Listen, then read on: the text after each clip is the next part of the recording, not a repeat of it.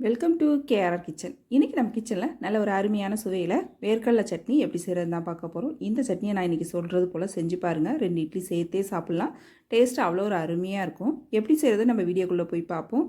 அதுக்கு முன்னாடி நம்ம சேனலை இப்போ தான் ஃபஸ்ட் டைம் பார்க்குறீங்கன்னா சப்ஸ்கிரைப் பண்ணி வச்சுக்கோங்க. கூடவே பெல் சிம்பல் ப்ரெஸ் பண்ணி ஆளுங்கிற ஆப்ஷனையும் ப்ரெஸ் பண்ணி வச்சுக்கோங்க. அப்போ தான் நான் போகிற வீடியோஸ் எல்லாம் உங்களுக்கு தொடர்ந்து நோட்டிஃபிகேஷனில் ஒன்றுக்கு ஒன்றே கிடச்சிக்கிட்டு இருக்கும். இதே போல் சட்னி ரெசிபி பார்த்தீங்கன்னா 100 சட்னிக்கு மேலே நம்ம சேனலில் போட்டிருக்கேன். அதோட லிங்க் வந்து நான் உங்களுக்கு டிஸ்கிரிப்ஷனில் கொடுக்குறேன். தேவைப்படுறவங்க செக் பண்ணிக்கோங்க. இப்போ வாங்க இந்த வேர்க்கடலை சட்னி எப்படி செய்கிறதுன்னு பார்த்துடலாம்.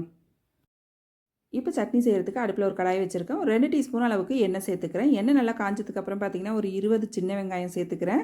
அது கூடவே பார்த்திங்கன்னா நான் இன்றைக்கி ஒரு 7 பச்சை மிளகாய் சேர்த்துருக்கேன். இதில் காரம் கொஞ்சம் கம்மியாக இருக்குது, அதனால் 7 சேர்த்துருக்கேன். நீங்கள் உங்கள் காரத்துக்கு தகுந்த அளவு நீங்கள் பச்சை மிளகாய் சேர்த்துக்குங்க. ஒரு 5-6 பூண்டு பழம் சேர்த்து இதை நல்லா வதக்கிக்குவோம். இது கூடவே ஒரு தக்காளி பழம் சேர்த்துருக்கேன். இப்போ இது நல்லா வதக்கி எடுத்துக்குவோம். இப்போ வெங்காயம் தக்காளி எல்லாம் நல்லா வதங்கி வந்ததுக்கப்புறம் பார்த்திங்கன்னா இதில் ஒரு அரை கைப்பிடி அளவுக்கு புதினா இலை சேர்த்துருக்கேன். அதே போல் அரை கைப்பிடி அளவுக்கு கொத்தமல்லி தலையும் சேர்த்துருக்கேன். இதையும் நல்லா சேர்த்து நல்லா வதக்கி எடுத்துக்குவோம். இப்போ எல்லாமே நல்லா வதங்கி வந்துருச்சு. இப்போ கொஞ்சம் கூட சூடு இல்லாமல் இது நல்லா ஆற வச்சுட்டு அதுக்கப்புறம் சட்னி எப்படி அரைக்கிறதுன்னு பார்ப்போம்.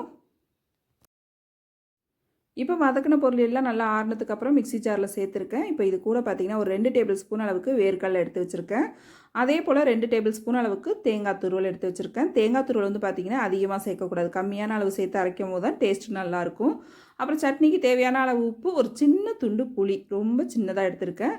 இப்படி சேர்க்கும் போது டேஸ்ட்டு ரொம்பவே நல்லாயிருக்கும். இப்போ தண்ணி ஊற்றி நல்லா ஒரு லேசான கொரப்போடு அரைச்சி எடுத்துக்குங்க. இப்போ சட்னி அரைச்சி எடுத்துகிட்டு வந்துட்டு இது ஒரு பாத்திரத்துக்கு மாற்றிக்கிறேன். கொஞ்சமாக தண்ணி கழுவி சேர்த்துக்கிறேன். இந்த சட்னியை பார்த்தீங்கன்னா திக்காக வச்சு சாப்பிட்டாலும் நல்லாயிருக்கும். அதே சமயம் நல்லா தண்ணியாக கரைச்சிட்டு ஒரு தாளிப்பு கொடுத்து சாப்பிடும் போதும் நல்லாயிருக்கும் டேஸ்ட்டு. உங்களுக்கு எப்படி தேவைப்படுதோ அதே போல் ரெடி பண்ணிக்கோங்க. இப்போ சட்னி நல்லா கலந்து விட்டேன். தாளிப்பு கொடுத்துருவோம். இப்போ தாளிப்புக்கு பார்த்திங்கன்னா எப்போதும் போல் கடுகு, உளுந்து, கருவேப்பிலை, கொஞ்சம் பெருங்காயத்தூள், அவ்வளோதான். தாளிப்பை நம்ம சட்னி கூட சேர்த்து நல்லா கலந்து விட்டோம்னா நம்மளோட வேர்க்கடலை சட்னி நல்லா அந்த புதினா ஃப்ளேவரோட ரொம்ப அருமையாக சூப்பராக ரெடி ஆகிடுங்க. நல்லா சுட சுட இட்லி தோசை கூட வச்சு சாப்பிட்டு பாருங்கள், அவ்வளோ ஒரு அருமையாக இருக்கும். நீங்களும் இந்த சட்னி ரெசிபியை ட்ரை பண்ணி பார்த்துட்டு எப்படி இருக்குன்னு எனக்கு கமெண்ட் பண்ணுங்கள். என்னோட இந்த ரெசிபி பிடிச்சிருந்ததுன்னா லைக் பண்ணுங்கள், ஷேர் பண்ணுங்கள். மறக்காமல் நம்ம கேஆர்ஆர் கிச்சனை சப்ஸ்கிரைப் பண்ணி வச்சுக்கோங்க. நாளைக்கு வேறொரு ரெசிபியோடு சந்திப்போம். தேங்க்ஸ் ஃபார் வாட்சிங்.